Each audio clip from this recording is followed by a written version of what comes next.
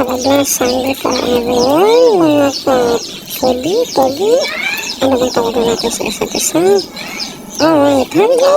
Hello, lapiin natin ulan ngayon, mga ka-foodie. Tapos na tayo saing ng kanin po. Okay? Simpleng pamumuhay lang tayo mga ka-foodie, mga ka-pogi. Ayan, papapakita ko sa inyo kung ano yung niluto natin. Alright, gulay na naman tayo mga ka-foodie. Ayan, okra at saka talong po. Para sa agahan po yan. May kasabihan tayo. Health is wealth. Alright. Here we go. Huwag nyo napansinin yung kaldero ko kasi dito tayo niluto sa labas. So, sa kahoy. Ayan nyo naman kung anong cover ito. Mangingitim talaga. Alright. Ayan. So, mga to, take to 5 minutes lang po ito mga ka-foodie. May ulam na tayo. Masustansya pa.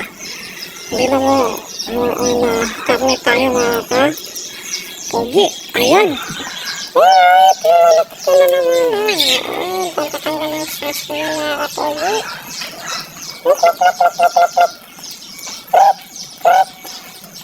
Ayan. Pangkal na ito tawag yan.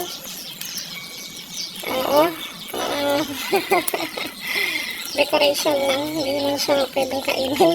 Depende kung walang ulam talaga. Ayan, no choice tayo. Kakainin natin yan. Hindi yan pang sabon. Hindi yan pang laban. Pang decoration lang po mga ka-foodie. Alright. Okay. Ayan.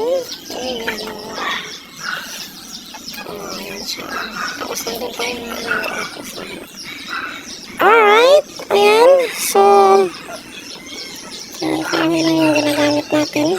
Alright. Para tipid naman tayo sa gasol mga ka-foodie. Alright. So, healthy tips lang muna tayo. Tip number 1, hindi mo tayo mga karne kasi may edad na tayo. Okay? Okay lang bata-bata pa tayo. Always lang kain ng karne. Okay? Pero edad na naman tayo, 30 plus na tayo. So, limitado na yung kain natin. Lalo pat may nararamdaman na tayo sa ating pangangatawan. Exercise. Marami mga exercise na pwede natin gagawin mga ka-foodie. Alright.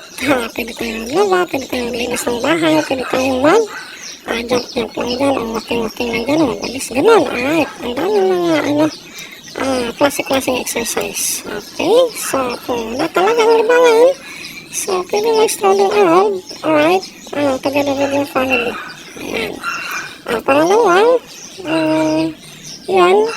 Tapos, ang pinakauna pa talaga mga ka-foodie ay yung huwag na kakalimutan magpasalamat sa Poong May Kapal kasi kung wala siya ay wala talaga tayo dito. Pasalamat tayo. Tingnan nyo nangyari ba sa ibang bansa. Nagkapansin kasi nilait-lait na yung Panginoong Diyos natin. Ay, huwag naman sana ganun. Yan ang pinaka-importante sa lahat. Ang ating Poong May Kapal. And pangatlo mga ka-pogi, mga ka-foodie, mga kaludi, ay kung wala talang ginagawa, chat your relatives, your brothers and sisters, kumustahin nyo sila. Kaya kung hindi mag-reply, puntahan. At least nakapasyan mga ka-foodie. Alright? So, pang-apat, kung wala talang ginagawa, basta-basta na mga kahit na anong article. Okay?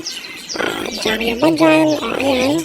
Pang-lima, ayan, itong cellphone. Pero limitado lang ang ating pag-alit mga ka-foodie. Ayan, mga ka-foodie, malapit na po maluto yung ating gulay.